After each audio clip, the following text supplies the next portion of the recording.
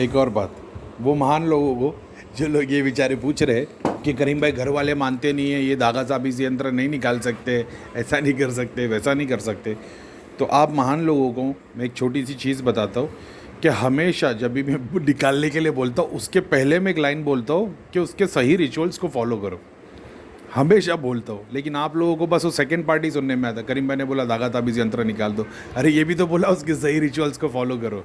सही रिचुअल्स को फॉलो क्या करना है यार, छोटे से बड़े तुम हो गए, स्कूल गए, कॉलेज गए, दुनिया भर की चीज़ें सीख ली, कितना टाइम जाएगा एक हवन विधि सीखने के लिए।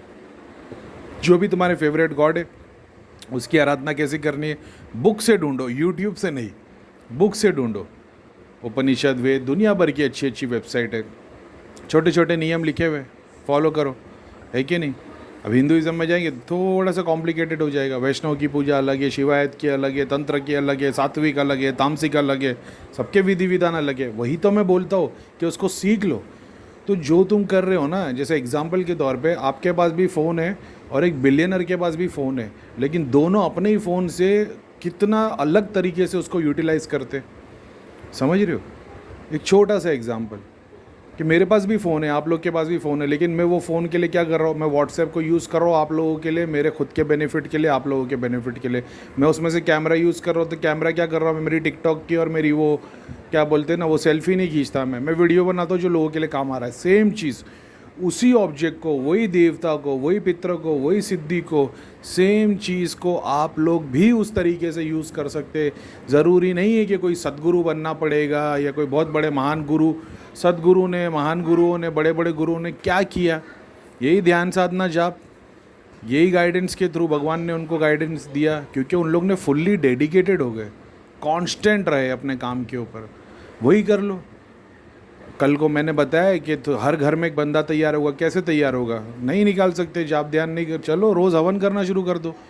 हवन सामग्री की लिस्ट भी मैंने बता दी है। नारियल लो, सामग्री मिक्स करो, उसमें कपूर जलाओ, उसको जलाने रख दो, उसमें रह की घी डालो अपने हिसाब से, जो 10 आहुति पे डाल रहे हो, 21 पे डाल रहे हो, 7 पे डाल रहे हो, तुम्हारे हिसाब से डालो और डेली हवन करना चालू कर दो। 4 साल पहले जब मैं ग्रुप चलाया था, जिन जिन को मैंने डेली हवन करने बोला था, सब दृष्टि खोल के अपना खुद का धाम लेके बैठे, या छोटे लेवल पे अपना अपना काम कर रहे वो लोग। यही बात है। तो निकाल नहीं सकते, डेली हवन करो, लेकिन मैंने देखा निकाल देना बहुत ज़्यादा बेटर हो जाता है, समझ रहे हो। निकाल दोगे, फिर हवन करोगे, जाप करोगे, तो 100% सारी शक्ति तुम्हारे को, तुम्हारी बॉडी, तुम्हारे एंसेस्टर, तुम्हारे पितर, सब तुम्हारे को लगेगा। यहाँ पे तो ऐसा है ना कि आपने खाना बनाना था तो आपने एक शेफ़ को बुला लिया, एक भाजी काटने वाले को बुला लिया, एक घर साफ़ करने वाले को बुला लिया, तो आपके घर में 10 नौकर काम कर रहे हैं, लेकिन आप रहने वाले अकेले हो। तो आपने 10 नौकर रख लिए, लेकिन आपका उसमें 4 आने की मुर्गी 12 आने का मसाला हो रहा है। आपके एंसेस्टर, आपके स्पिरिट गाइड, आपके घर के परिवार, कुल देवता, इष्ट देवता को 10% एनर्जी जा रही, बाकी 90 उनको जा रही जिनकी शक्तियों को आप टेम्पररी यूज़ कर रहे हो, समझ रहे हो। यानी 1 लाख रुपए में मान लो एक छोटा सा सिस्टम कंप्यूटर मिल रहा है आपको, लेकिन आपने क्या किया, 1 लाख में खुद का नहीं खरीदा, लेकिन 20,000 भाड़े पे आपने दूसरे का ला के रखा है, समझ रहे हो। तो वो 6 महीने के बाद में आपने 1 लाख भी भर दिया और वो सारा वो सिस्टम भी दूसरे के पास चले जाएगा। ये वैसा हो गया कि आप दूसरे की शक्तियों को यूटिलाइज़ कर रहे हो, जो पे भी ज़्यादा कर रहे हो।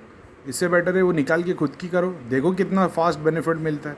आप बोलो नहीं करना, मेरे को स्पिरिचुअल में चाहिए, मेरे को मटेरियल में चाहिए, मेरे को शादी के लिए चाहिए, मेरे को पढ़ाई के चाहिए, मेरे को प्रोटेक्शन के लिए चाहिए, मेरे को इतने सारे कोर्ट केस चल रहे हैं, मेरे को उसके लिए चाहिए।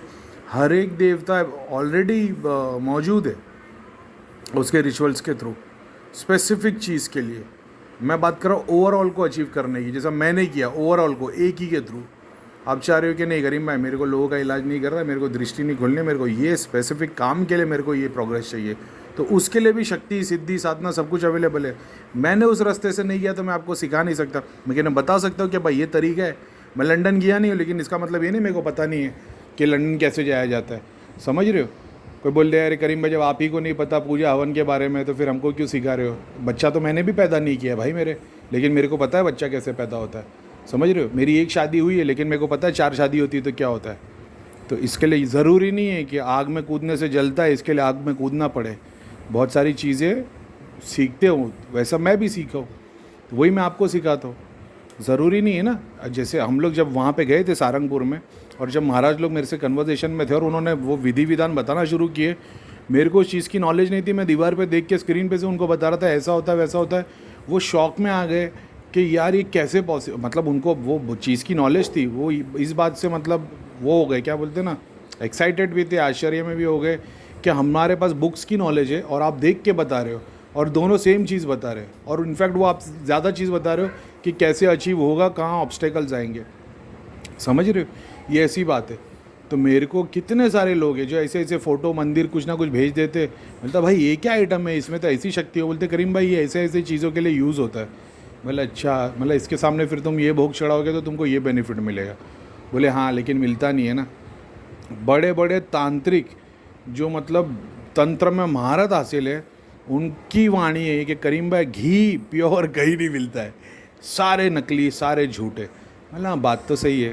बोले आप देख लो विधि विधान में घी का दिया जा सब जला रहे, लेकिन घी किसी के पास भी असली नहीं है अभी। बोले नहीं, गाय के सामने दूध निकाल के, मलाई निकाल के उसमें से घी बनाएंगे। वो गाय जो घास खा रही है उसमें भी दुनिया भर की केमिकल है, वो दूध की भी टेस्टिंग करोगे तो दुनिया भर की केमिकल निकलेंगे। मतलब इस लेवल की बात है, ठीक है, लेकिन वो लोग का लेवल ही अलग है, वो कैटेगरी अलग है, वो समझ रहे हो।